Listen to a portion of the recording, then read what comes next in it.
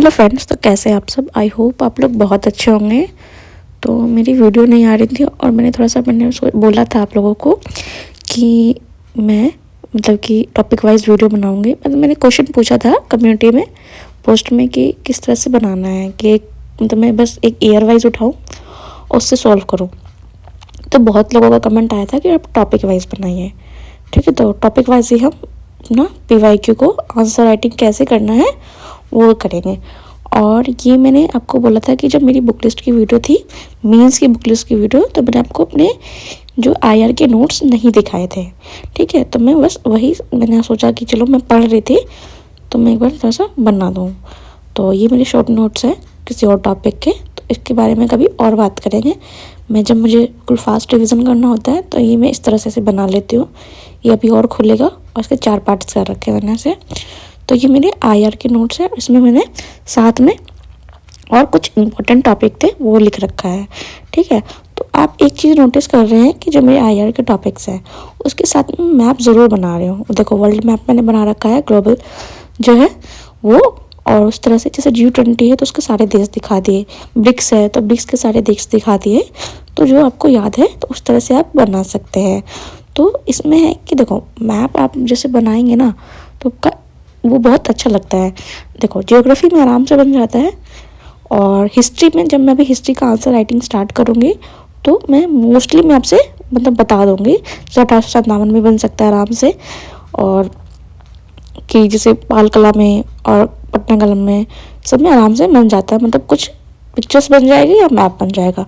तो इस तरह से जो आपका क्वेश्चन है वो इन्हेंस होता है। और इस तरह से मेरा ये है कि मैंने बना रखा है, जैसे कि आप देख रहे हैं सारे मैंने फ्लो चार्ट से इस तरह से बना रखा है। ठीक है, तो इस पे बात करते हैं। एक जैसे ना एक अप्रोच होता है IR में, मैंने सोचा कि जब मैं वीडियो बना रही हूँ तो अभी शेयर कर देती हूँ आपके साथ। देखो जैसे कि इसमें क्या होता है कि देखो, इसलिए मैंने इससे स्टार्ट किया है, मैं बार बार देखो बोल रही, सॉरी।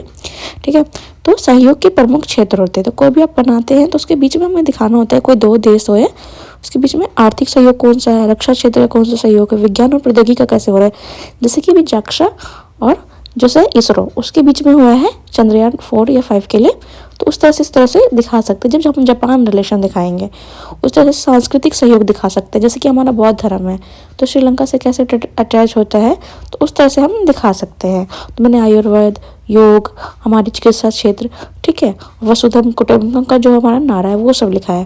फिर प्रमुख चुनौती, तो मोस्टली जितने हमारे नेबरहुड कंट्रीज हैं उनके साथ हमारा फर्स्ट चुनौती आता है चीन का बढ़ता प्रभाव। क्योंकि जो चीन की जो नीति है, BRI है, स्ट्रिंग पर्स नीति है, वो बहुत इंपॉर्टेंट है।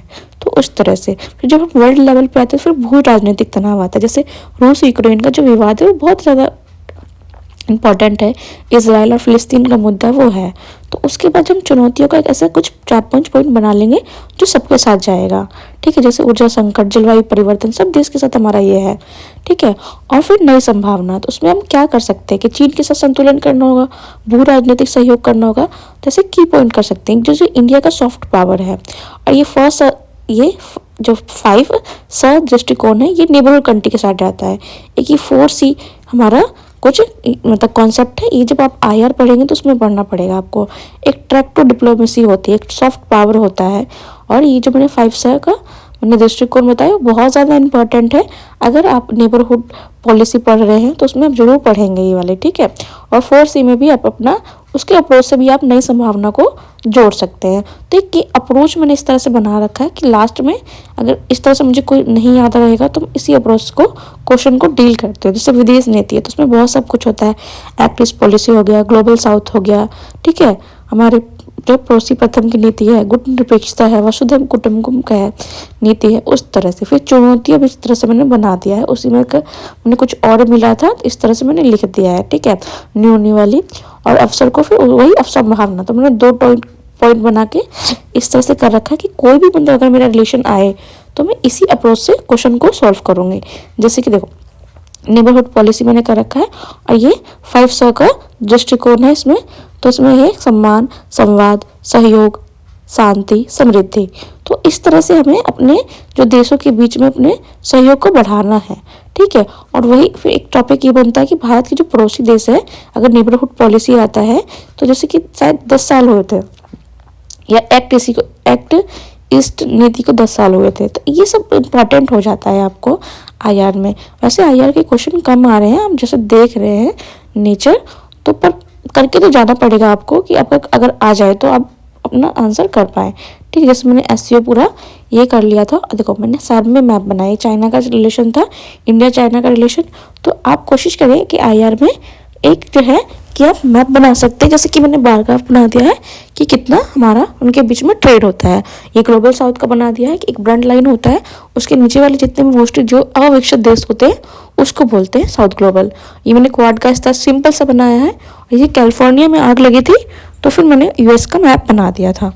तो इस तरह से आप कर सकते हैं आईआर को। ठीक है, तो आईआर में यही है और मैंने ज़्यादा नहीं किया था। ठीक है, ब्रिक्स का मैंने इस तरह से, मैं बस आपको शो कर रही हूँ कि इस तरह से आप बना सकते हैं। बस मेरा दिखाने का पर्पस यही था। ठीक है, उसके बाद फिर मैंने अपनी आंसर राइटिंग की थी, मतलब थोड़ा सा मैंने आईआर का कुछ मेरे टॉपिक्स पढ़ना था। ठीक है, तो उसके बाद फिर मैंने अपनी आंसर राइटिंग की थी। ठीक है, तो पहले मैंने क्वेश्चन लिख लेती हूँ साथ में और मार्क्स भी लिख लेती हूँ। और अभी मैंने स्टार्ट किया है कि मैं ऊपर मैं टाइमिंग लिखना स्टार्ट करती हूँ।